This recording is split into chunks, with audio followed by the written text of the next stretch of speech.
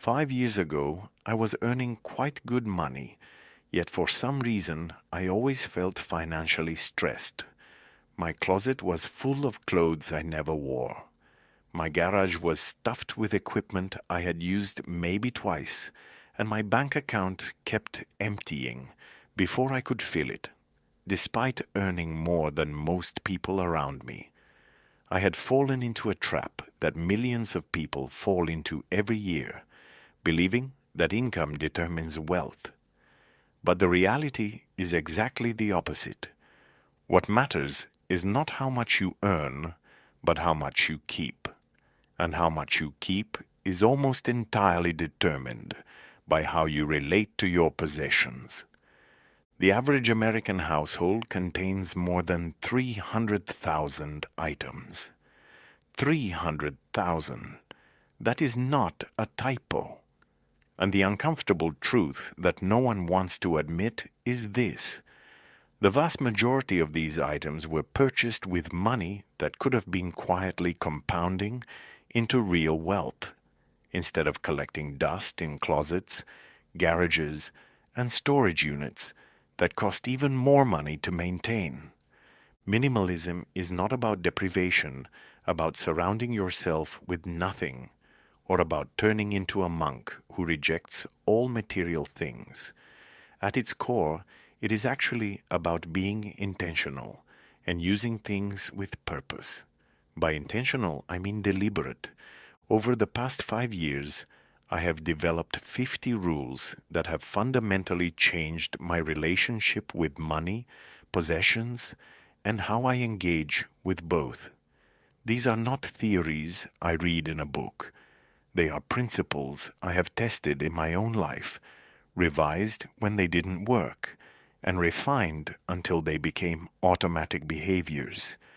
Principles that build wealth without constantly requiring willpower.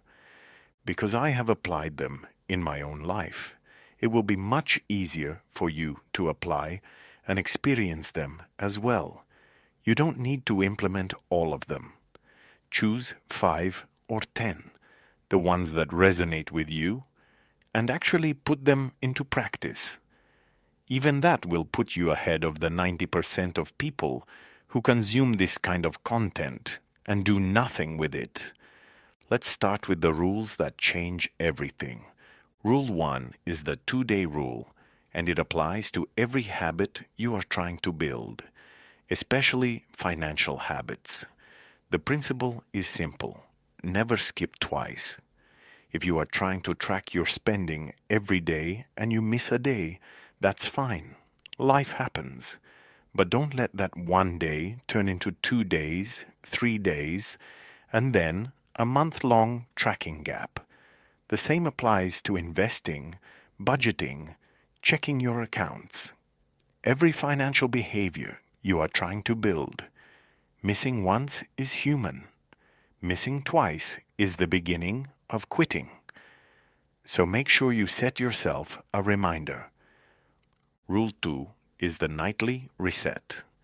Every night before bed, spend 5 minutes tidying your physical space. Put the dishes in the machine, put things back in their places, clean the surfaces. This will make you feel clearer, not just financially, but mentally when you start the next morning fresh. This sounds like it has nothing to do with money, until you realize that cluttered spaces create cluttered minds, and cluttered minds make impulsive financial decisions. When you wake up to chaos and start the day stressed, stressed people spend money to feel better. A 5-minute reset prevents this cycle before it begins. Rule 3 is the 80-20 inventory. Research consistently shows that people use only 20% of what they own 80% of the time. The remaining 80% just sits there, representing money already spent and never to be recovered. Go through your home with this lens. Identify the 20% you actually use regularly. The rest are candidates for elimination and a lesson in what not to buy in the future. In short, don't hesitate to let go of things you aren't using. Every item you donate or sell represents a past financial mistake you can learn from. Rule 4 is the 2020 rule for decluttering decisions. If you can replace something for under $20 and within 20 minutes, let it go. Stop holding on to spare items and just-in-case purchases. The mental cost of storing, organizing, and thinking about all those items far exceeds the replacement cost. This rule turns decluttering decisions from agonizing into instant. Rule 5 is the donation box system. Keep a box in your home at all times. When you come across items in your daily life that you no longer use or need, instead of putting them back in their place, toss them straight into the box. Once a month, donate the box without looking inside.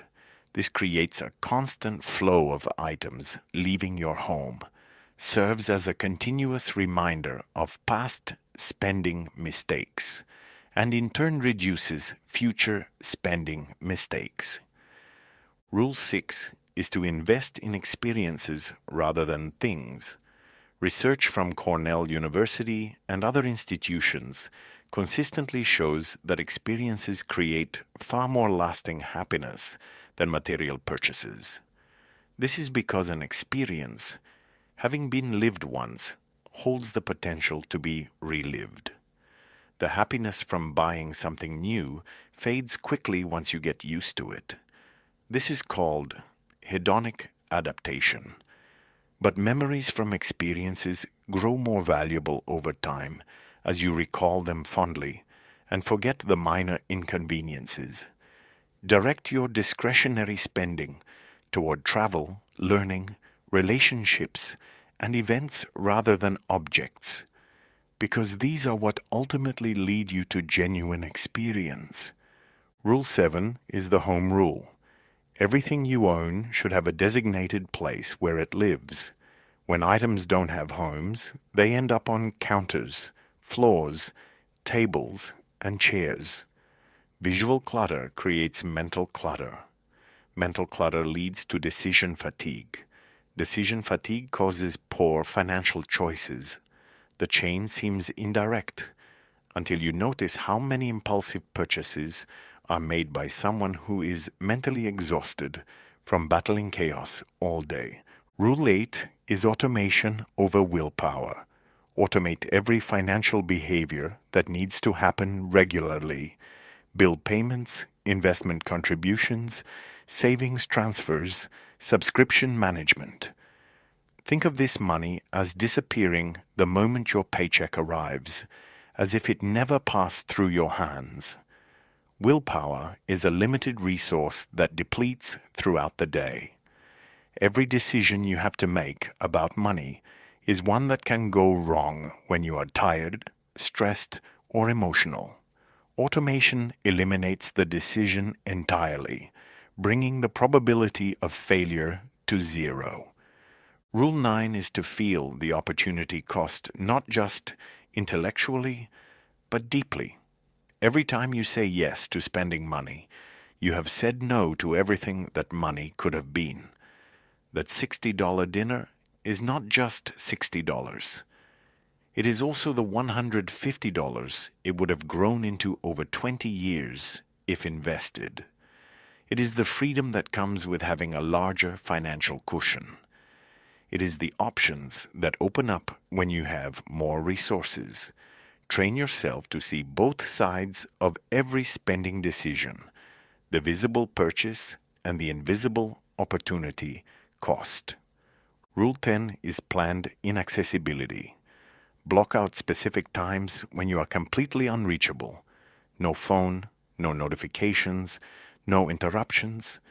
During these periods, you can do deep work, think clearly, or simply exist without any input. This is the beginning of using your time effectively. It matters financially because the vast majority of impulsive purchases happen when our attention is scattered, we are bored, or we are seeking stimulation. Planned, focused time reduces the random browsing that leads to random buying. Rule 11 is single tasking for everything, including financial decisions. Multitasking reduces cognitive performance by up to 40%, according to research from Stanford and other institutions. When you try to manage your finances while doing 3 other things, you make worse decisions. Block dedicated time for financial tasks such as reviewing accounts, planning purchases, and evaluating investments, and do nothing else during that time. Rule 12 is to design your environment to reduce decision fatigue. We make thousands of decisions every day, and each one depletes our mental resources a little. By the end of the day, we make worse choices because we have been worn down by deciding all day. Minimize trivial decisions as much as possible. Wear similar clothes. Eat similar meals. Follow similar routines. Rule 13 is to recognize and overcome sunk cost bias. Just because you spend money on something doesn't mean you need to keep using it, wearing it, or storing it. The money is already gone, regardless of what you do with the item. Holding on to unused things because you paid for them only adds ongoing costs, storage space, mental burden, and visual clutter, on top of the original loss. Let things go based on their current value in your life, not their historical cost. Rule 14 is accumulating wins for your financial identity. Every time you make a good financial decision, no matter how small, you cast a vote for the person you want to become. Skip an impulsive purchase. 1 vote for being financially disciplined. Invest instead of spend. 1 vote for being a wealth builder. Accumulate enough of these small wins and you will look back and find yourself to be someone who is naturally good with money.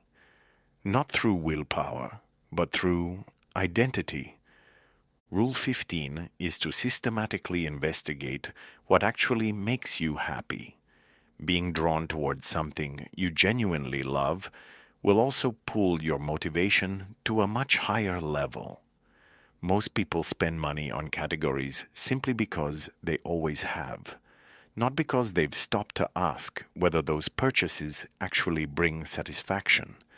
Systematically try different approaches in entertainment, food, travel, clothing, and experiences. Track what truly makes you happy versus what you merely thought would make you happy. Use this data to redirect future spending toward investments that yield higher returns for your own well-being. Rule 16 is the periodic grand reset. Every few months, audit your entire financial and physical life. Cancel subscriptions you aren't using. Sell or donate accumulated possessions. Review your spending categories and ask whether they align with your priorities. These resets prevent the gradual drift that leads most people to mediocre financial outcomes. Rule 17 is to view social media as a financial threat. Social media platforms are specifically designed to show you content that triggers spending. Influencers promoting products, ads targeted based on your browsing history, friends showcasing purchases that trigger envy and comparison. Every minute you spend scrolling is a minute spent exposed to sophisticated psychological manipulation designed to separate you from your money.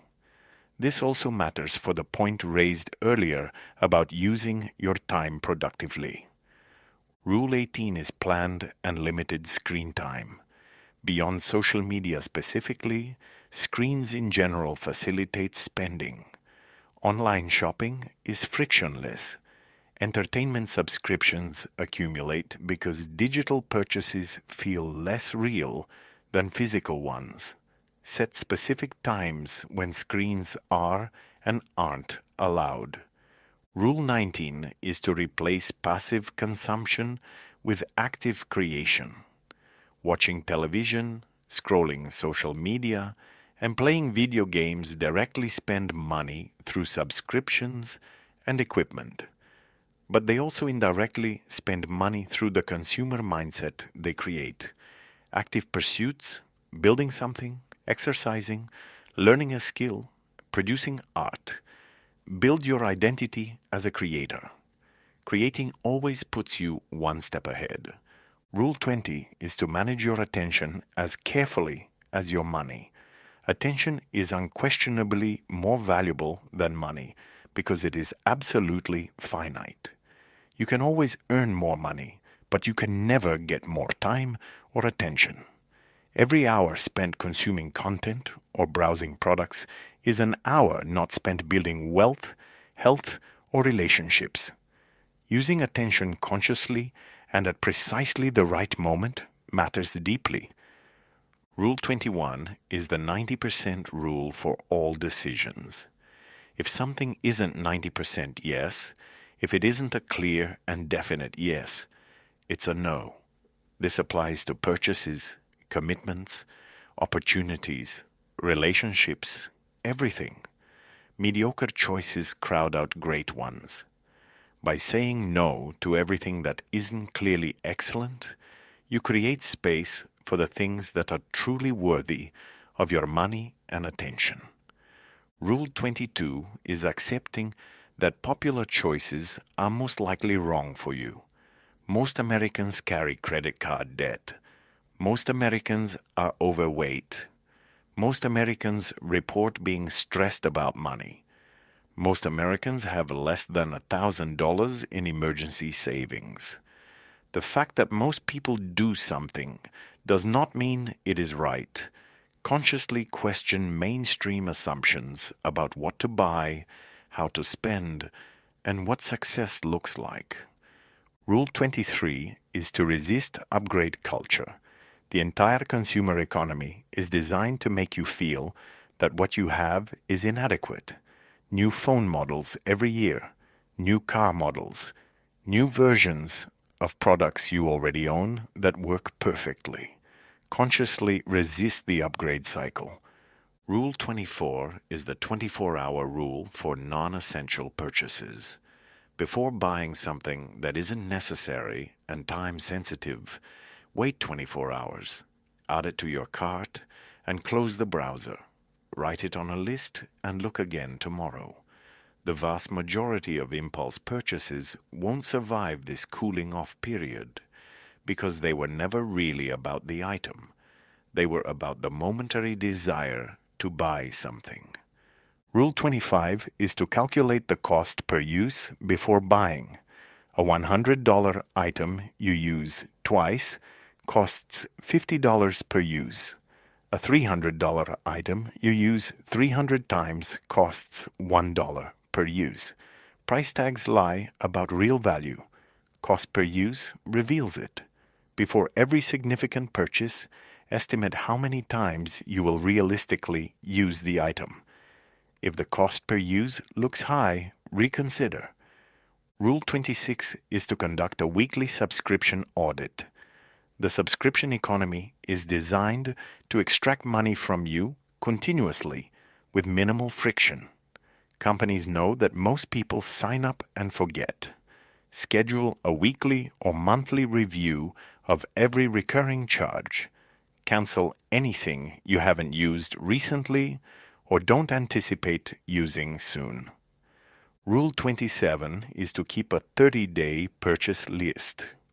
When you want to buy something non-essential, write it down on a list with the date. If you still want it 30 days later, consider buying it. If the desire has faded over time, absolutely do not buy it. Rule 28 is to design your physical environment to discourage spending. Unsubscribe from retail emails. Delete shopping apps from your phone. Avoid malls and shopping centers. Don't browse online stores for entertainment. Remove saved credit cards from websites. If no reminder or prompt nudges you, you will avoid making that purchase. Rule 29 is to conduct an annual energy audit of your finances. Look at last year's bank and credit card statements. Categorize every expense. Calculate the percentage going to housing, transportation, food, entertainment, and other categories. Compare each category to where it should be going. Rule 30 is to apply the time equals money calculation to all purchases. Calculate your true hourly wage after taxes, commuting costs, work-related expenses, and decompression time. Then price every purchase in hours of life energy rather than dollars. The $200 item costs as many hours of your life as it takes to earn $200 after all expenses. It costs you dearly in terms of life itself. Rule 31 is the one-in, one-out rule for possessions. Every time something new comes into your home, something old must leave. This maintains balance and forces you to evaluate whether the new item is genuinely better than something you already own. If you can't find anything to remove, perhaps you don't need the new thing after all. Rule 32 is to take this a step further with the 1-in, 2-out rule. If you are actively trying to reduce your possessions, for every item you bring in, 2 go out. This creates a net negative accumulation over time and forces even more conscious buying decisions. Rule 33 is to embrace boredom as productive time. The urge to fill every moment with stimulation leads to spending money on entertainment, food, experiences, and distractions. Boredom is not something to escape. It is space for creativity, reflection, and planning. When you are engaged in producing something, boredom disappears because you are occupied. Rule 34 is to build clear boundaries between work and personal life. When work seeps into every hour, you are more likely to spend money on convenience, stress relief, and rewards for coping with chaos. Clear work boundaries create mental space that reduces compensatory spending and enables better financial decisions. Rule 35 is to conduct regular digital decluttering sessions. Your digital life affects your physical spending. Organize your files. Clean your desktop. Delete unused apps. Unsubscribe from emails. Clear your downloads folder. Step away from chaotic environments. This will help you stay organized and bring positive energy into your life. Rule 36. Always be original. Approach your work based on your own ideas and thoughts. This way, you can proceed according to your own desires without being influenced by others, making you more creative and efficient. Rule 37 is to use the 2-minute rule for small tasks. If something takes less than 2 minutes, do it immediately. This prevents the accumulation of small tasks that create mental load and stress.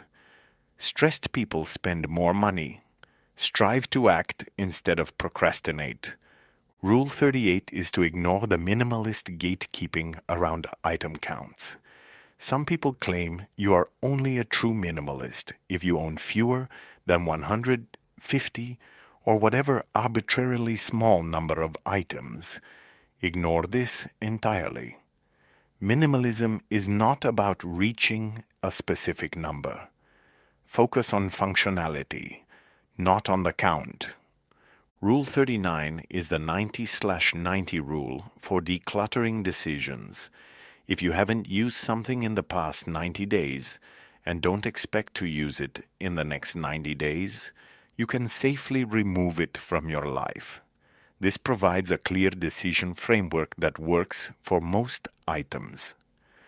Rule 40 is to deliberately choose quality over quantity.